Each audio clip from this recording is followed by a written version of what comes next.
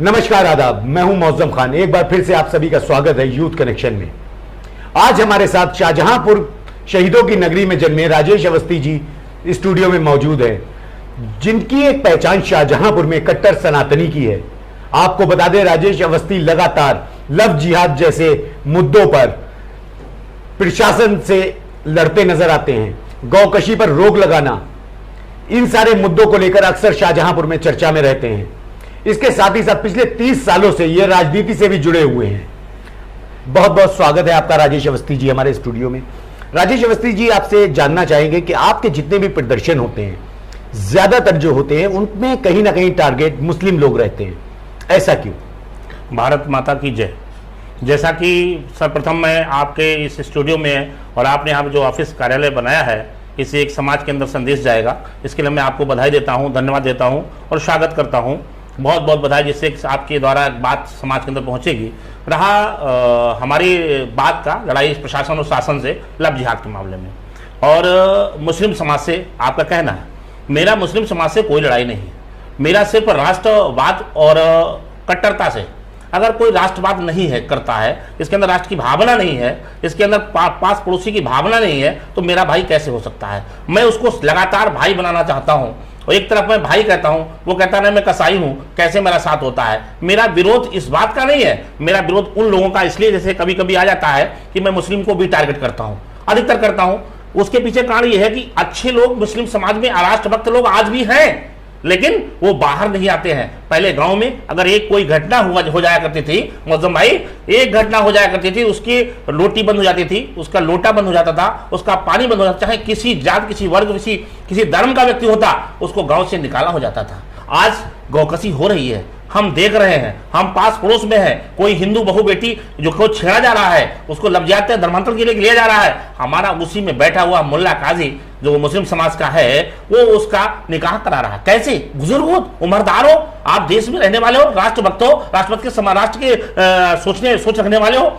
पहले बड़ा बूढ़ा के साथ में कोई जाता था तो अपनी बेटी स्वेच्छा से भेज देता था कि इसके साथ हमारी बेटी सुरक्षित रहे, कहीं भी घूम आए, जाके कहीं मार्केट जाना है, माँ के साथ जाना है, बूढ़े बड़े दादी है, बाबा है। आज बाबा जैसा बैठा हुआ कोई मुस्लिम समाज का वहाँ का जो मौलवी होते हैं, वो एक बेटी जो 14 साल 15 साल का निकाह करा देते हैं। वो ये भी नहीं पूछते हैं कि हिंदू समाज से आई है, इसके साथ इसके माँ बाप को बुलाना चाहिए, इनसे राय लेना चाहिए। मेरा सिर्फ इस बात का विरोध है, अच्छे लोग क्यों बाहर नहीं निकल के आते हैं? अगर किसी ने गलत काम किया है, हिंदू बेटी के साथ में धर्मांतरण का प्रयास किया है, तो उन मौलवी जी को पहले शिकायत करना चाहिए, उनको बाहर करना चाहिए, उसके खिलाफ कार्रवाई करवानी चाहिए। और जितने मुस्लिम समाज में लोग अच्छे लोग हैं जो मूक दर्शक बने, मूक समर्थन इट मीन्स आपका समर्थन है, या आप किसी परिस्थितियों में हो, आप डरते हो या बात नहीं कर पाते हो, इसलिए मेरा मुस्लिम समाज को टारगेट हो जाता है। वरना मेरे साथ में बहुत से लोग राष्ट्रभक्त हैं, ऐसा नहीं है, राष्ट्रभक्त हैं, लेकिन वो खुल करके नहीं आते हैं, इसलिए मेरा टारगेट मुस्लिम समाज होता है।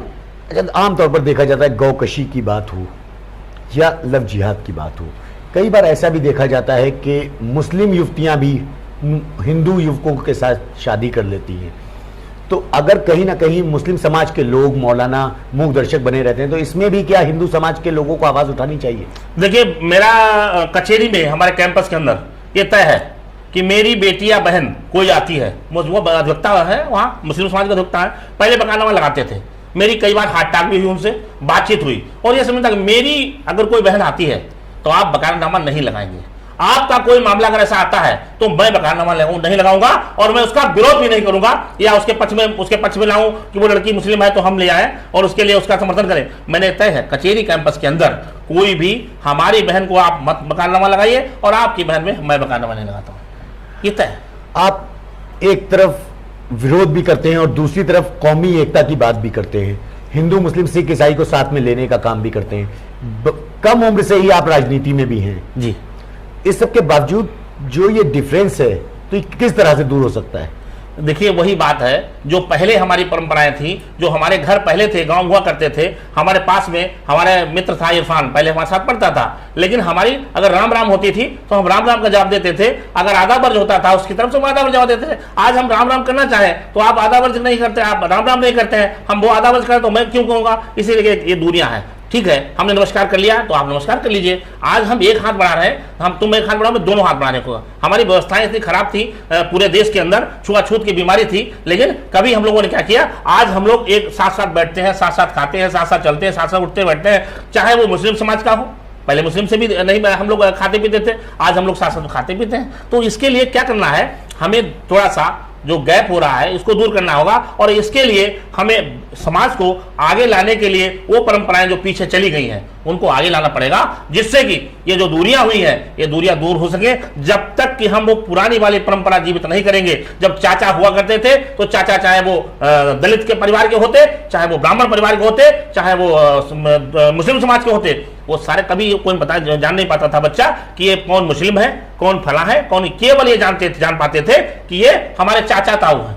ऐसी व्यवस्थाओं को लागू करने के लिए बड़े बूढ़ों को आगे आना पड़ेगा, राष्ट्रभक्त समाज को आगे आना पड़ेगा, जो राष्ट्रभक्त सोच रखते हैं, राष्ट्र की सोच रखते हैं, चाहे वो किसी धर्म से हो। अगर वो आगे नहीं आएंगे बंधुवर, तो ये किसी हाल से कल्याण होने वाला गंगा जमुनी तहजीब कह तो हम सकते हैं, लेकिन किसी हालत में अंदर साथ सभी होगा जब उसके लिए बड़े लोग आगे आएंगे और हम जैसे लोग भी उसके लिए आगे बढ़ेंगे। मैं तैयार हूं, आप एक कदम बढ़ो, मैं 2 कदम आपके साथ चलाऊं। मैंने कह दिया कि मेरे पास पड़ोस में भी कोई भी व्यक्ति अगर हमारी बहन बेटी को छेड़ रहा, वो किसी परिवार को, किसी समाज की हो, लेकिन मेरे सामने होगा तो उसका सबसे पहले सर कदम करने का काम कोई करेगा तो राज्य समस्ती करेगा। लेकिन आपके अंदर भी वही भावना होती है, मैं अगर हाथ बढ़ा रहा हूं तो आपको भी हाथ बढ़ाना होगा। ऐसा नहीं होगा वो हिंदू समाज की है इसलिए मैं उसको छोड़ दूंगा, उसे गलत होने दीजिए।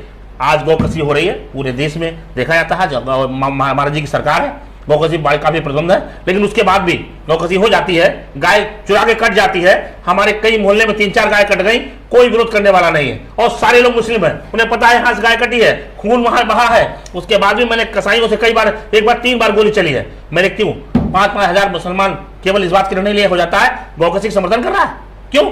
एक आदमी पैसा पैदा कर रहा है, पूरे समाज को गंदा कर रहा है, पूरे समाज को बदनाम कर रहा है, उसका विरोध करना चाहिए। जो पहले परंपरा हुआ थी वो विरोध जा रहा है, वो नहीं हो पा रहा है, इसलिए ये मतभेद बढ़ रहे हैं, और उससे ही कट्टरता जो मेरे अंदर आई है वो देख देख करके आई है। भाई मैं कट्टर नहीं था, मैं एक राष्ट्र धर्म की सोच रखने वाला था, लेकिन कट्टरता लाने के लिए जब आप मेरे पर गोली चलाओगे तो मैं भी, मेरी मजबूरी है कि मेरी बहन की तरफ अगर तुम गलत नजर उठाओगे तो मैं सर कदम काटने का काम करूंगा। मेरी गौमाता को काटने का काम करोगे तो मैं कटार लेकर के तुम्हारा सर कदम काटने का काम करूंगा। अन्यथा की स्थिति में राष्ट्र है, आप रहिए, आप अपनी मस्जिद में अजान अदा करिए और मैं मंदिर में अपने घंटा बजा के आरती करूंगा, आपको आपत्ति नहीं होनी चाहिए। ये गंगा जमुनी तहजीब तभी शुरू हो सकती है अगर आप ये परंपरा रखोगे कि मेरी बेटी 14 साल की है, वो मौलवी जाकर के वहां विवाह करा देंगे, निकाह करा देंगे। ये गलत है, उसका तत्काल प्रभाव से उसके परिवार को बुलाना चाहिए और उसको सौंपना चाहिए और उस बच्चे को जेल भिजवाना चाहिए। वही दिन से परंपरा प्रारंभ हो जाएगी, कट्टरता मेरी खत्म हो जाएगी, मैं गारंटी करता हूं। एक बार भी कट्टरता का दिख जाए तो गोली चौराहे मार देना, लेकिन जब तक आप कट्टरता नहीं छोड़ोगे, इस तरीके की हरकतें नहीं छोड़ोगे, तो तब तक मेरी मजबूरी होगी कि मैं कट्टर रहूंगा। धर्म के प्रति, राष्ट्र के प्रति, गौ, गंगा, गीता, मठ मंदिर, गुरुद्वारा, हिंदू संत समाज और राष्ट्र के खिलाफ जो कोई आग दिखाएगा तो मेरा दुश्मन होगा, जो मेरे राष्ट्र का नहीं, जो मेरे राम का नहीं, वो मेरे किसी काम का नहीं। अभी अभी आपने एक बात कही कि पहले पता नहीं चलता था कि कौन सा परिवार हिंदू है, कौन सा मुस्लिम है, तो ये अंतर कहां से आया? भाई साहब, अंतर तो सामने दिखाई दे रहा है। जैसे मैंने भी एक बात कहा कि 14 साल की बेटी, नाबालिग बेटी का निकाह मस्जिद के अंदर हो जाता है। हमारे मौलवी हमारे पिता तुल्य हैं, अगर हम माने पहले के समान जो परंपरा थी, पिता तुल्य थे, उनकी बेटी पोती के समान थी। क्या उनको ये चाहिए कि ऐसी परंपरा डालनी चाहिए? जहां पे मैं जैसे हूं, मैं मीट नहीं खाता हूं, तो आपको मेरे पड़ोस में अगर हमारे पास बैठते हो, हमारा खाना, हम लोग मित्र हैं आपस में, साथ साथ बैठते हैं, साथ साथ पढ़ते हैं, तो हम मीठ हमारे साथ नहीं खाएंगे, हमारे साथ कहीं खाएंगे जाके। ऐसे ही जब मेरा संबंध उस चीज से है, गलत है, मैं जानता हूं कि कहीं पे गौकसी हो रही है और मेरा भाई है, मेरा मित्र है, पड़ोसी है, इसको बात पूजा करता है, गौ को माता मानता है, तो हम गाय क्यों कटने देंगे? गाय का मीट हम क्यों घर में बनवाएंगे? ऐसे ही मैं भी अगर परंपरा डाल दूं कि जो आप लोगों को मैं एक जानवर के नाम से जाना जाता है, हम भी कहें कल उसको मैं पालूंगा, मैं उसका पड़ोस में रख करके कोई वाल्मीकि समाज को कहूंगा इसके साथ आप जो है इसको रखिए, पालिए यहाँ पे, तो क्या आपको अच्छा लगेगा? जब मेरे मित्र हो, मेरे पड़ोसी हो, मेरे भाई हो, पड़ोसी पहले भाई होता है, भाई के समान हुआ करता था, आज भी है, लेकिन वो परंपरा मैंने नहीं छोड़ी है, वो परंपरा आपने छोड़ी है। आप जिस दिन इस बात को कायम हो जाओगे, ये सारा भेदभाव खत्म हो जाएगा। आप ये कहिए, गौ माता का अगर पूजन करने वाला गौ माता को पूजन करता है, कोई हमारा व्यक्ति, हमारा भाई है, पड़ोसी है, वो हिंदू है, उस गाय को नहीं कटने देंगे, और कोई काटता उसका विरोध करेंगे, उसको जेल भिजवाएंगे। और इसी प्रकार से जैसे मैंने शुरुआत नहीं की है, मैं आज भी चाहता हूं, कई बार मन में आया कि आप मेरी गौ माता काट रहे हो। मैं जिस क्षेत्र में रह रहा हूं वहां पे मुस्लिम समाज के लोग 80% रहते हैं, लेकिन आज तक कोई कह दे कि पास पड़ोसी को किसी प्रकार से हमने कोई दिक्कत की हो, कोई एक व्यक्ति कह दे। लेकिन अगर एक बार अभी मीट बना था, बारात हुई थी, किसी का पड़ोस में थी, मीट बन रहा था, खुले बना रहा है, मैंने उसका विरोध किया। आपको ठीक बात है, आप पसंद है, आप खाइए, लेकिन आप उसको ये तो देखिए कि पास पड़ोस में हमारे समाज के लोग रहते हैं, पड़ोस के लोग पड़ोसी रहते हैं, और पड़ोसी को चीज पसंद नहीं है, मुझे मजबूरी में पुलिस का सहारा लेना पड़ा, उसको सामान को अंदर करवाना, ऐसे बंद करवा दिया। आप बनाइए, लेकिन इसको व्यवस्था को कायम रखिए। तालियां दोनों हाथ बजती हैं बंधुवर, एक हाथ से ताली कभी नहीं बजा करती है। इसलिए मैं बताना चाहता हूं कि मौलवी जो चाहे हमारे यहाँ पंडित जी लोग हों, अगर वो ऐसा कार्य करते हैं तो मैं इसका विरोध करता हूं। नाबालिग बच्चे का जो आप शादी करवाते हैं, निकाह करवाते हैं, बिल्कुल गलत है। या गौकसी करते हैं, या गाय का मांस खाते हैं, जो हमारे भाई को, जो हमारे मित्र को पसंद नहीं है, वो काम हम नहीं करेंगे। ऐसे तो हम कल भी कोई काम डाल सकते हैं, ऐसा वाल्मीकि समाज को रख सकते हैं पास में, उनसे कहें जो है जिसको ये लोग नाम लेना नहीं पसंद करते हैं, अर्थात शुअर कहते हैं, उसको नाम पसंद नहीं है, हम उसको बनवाएंगे। लेकिन मैंने तो नहीं किया ऐसा, मैं कर सकता था, ताकतवर हूं, ये सब कृपा से मैं भी रोटी खाने की ताकत है, तो हम क्यों नहीं करा सकते हैं? कहें भाई रोटी तुम खाओ। लेकिन मेरे पड़ोस में 80% लोग रहते हैं और मुस्लिम समाज के लोग हैं, वहां पे मस्जिदें 4 से 8 10 मस्जिदें हैं। कोई ये कह दे कि मैंने ऐसा कोई काम किया हो, यहाँ से हमने परंपरा डाली हो, या ऐसा मैंने कभी आदेश किया हो, अपने शब्दों का चयन किया हो, तो मेरा निवेदन यही है मित्रवर, अगर आपको मित्रवत रहना है, राष्ट्रभक्त बनकर रहना है, आप इस देश में रहिए, आपका पूरा अधिकार है, आप पड़ोस में रहिए, आपका पूरा अधिकार है।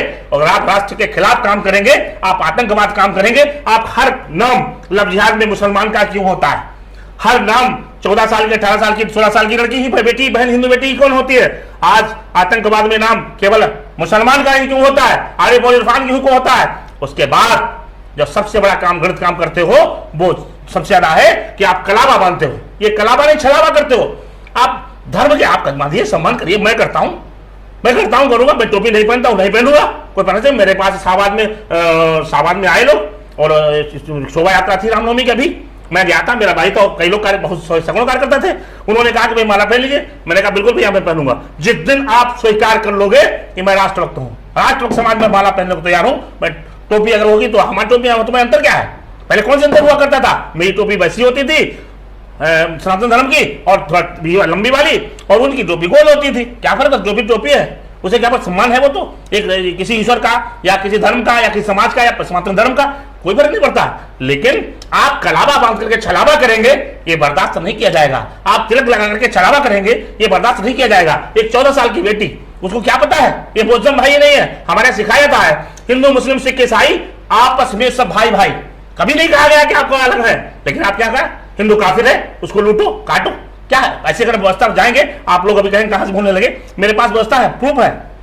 मेरा मानना है जो लम्हों ने खता की थी और सदियों ने सजा पाई, और इसलिए एक लम्हा गलती कर जाता है पूरा दंगा हो जाता है, पूरा देश दंगा हो जाता है, विदेशों में हमारी बदनामी होती है। इसको बचाने के लिए अगर कोई काम करेगा तो आप जैसे लोग, अच्छे समाज के लोग आगे आए और उसको रोकें, और उस समाज को रोकें। जो लोग इस टाइप कार्य करते हैं या धागा बांधते हैं, आप कलावा बांधिए, सम्मान करिए। आपको बांधना है, कोई दिक्कत नहीं है, आप किसी धर्म को अपना सकते हैं, हम किसी को अपना सकते हैं, ये तो हमारी स्वतंत्रता है, आजादी है, हम पर्याप्त इसमें फ्री है। लेकिन आप केवल छलावा करने के लिए मान जाएंगे। 14 साल की बेटी को आप कोने पर खड़े हो जाते हैं, आप एक जींस की पैंट पहनते हैं, एक टी शर्ट पहनते हैं, तिराहे पर खड़े हैं, आपने कभी 500 का नोट डाल दिया, आपने कभी मोबाइल डाल दिया, देखिए आपका मोबाइल गिर गया। छोटी बेटी क्या जानती है? वो तो कहती है मेरा भाई है। उसके बाद आप नाम बताते हो पप्पू, गुड्डू, क्या मतलब है? आप अपना नाम बताइए, मेरा नाम इरफान है। आप नाम बताइए, मेरा इस्लाम है, मैं राष्ट्रभक्त हूं। आप ऐसे बात करिए, मित्रवत संबंध करिए। अच्छा, कौन सी व्यवस्था है जो हमारे आपको डर लगता है? अगर उसे मित्रवत बाहर करना होगा, आपसे मित्रता करनी होगी, तो आपसे इस्लाम के नाम से भी करेगा। आपसे कैसे मेरे संबंध है? क्यों संबंध है? ऐसे बहुत से हमारे मित्र हैं, इनके संबंध हमारे, लेकिन क्यों है वो आप पता है कि मुअज्जम भाई है। आप, हमें पसंद है कि हम बीड़ी सिगरेट नहीं पीते हैं, तो आप अगर पीते भी होंगे तो आप हट जाएंगे, नहीं भाई राजेश भाई जो है बीड़ी सिगरेट नहीं पीते हैं। लेकिन आप जानबूझ के पिएंगे, इसका मतलब क्या हुआ? इस मतलब है कि आप यहां से हमें भगाना चाहते हैं। आप इस परंपरा को खत्म करिए, आपकी जो सोच है उसको, गंदी को खत्म करिए। ये जो विदेशी लोग हैं, ये आपका कभी साथ देने वाला नहीं है। हम साथ हम ही देंगे। अगर पास में भगवान न करे किसी पड़ोसी के अंदर आग लग जाए, तो सबसे पहले अगर कोई आएगा तो पहले आपका पड़ोसी आएगा। आपके अंदर कोई बीमार हो जाए तो गाड़ी लेकर के राजेश अवस्थी का भाई जाता है। अगर कोई बीमार है, वो मुस्लिम समाज से है, तुरंत गाड़ी लेकर के, मेरे पास 3 गाड़ी होने गए, आप बैठा ले जाइए अस्पताल। मैं नहीं कभी सोचता हूं कि इसके अंदर घटना हो जाए, मैं अगर कट्टर हो जाऊं इस टाइप का, तो मैं क्यों मर जाए मरने वाला? लेकिन नहीं, आपको बदलना पड़ेगा। जिस तरीके से हमारी संस्कृति है, सनातन धर्म कहता है, राष्ट्र समाज कहता है, उसी तरीके से आप चलेंगे तो आप एक कदम चलोगे, मैं 4 कदम आपके साथ चलने को तैयार हूं। लेकिन ये परंपरा खत्म करिए, कलावा बांध करके छलावा पसंद नहीं। बहुत बहुत शुक्रिया राजेश अवस्थी जी हमारे साथ जुड़ने के लिए। तो ये थे धन्यवाद। हमारे साथ राजेश अवस्थी जी, जिन्होंने बेबाकी से अपनी बात रखी। ऐसी ही और खबरों के लिए जुड़े रहिए यूथ कनेक्शन के साथ।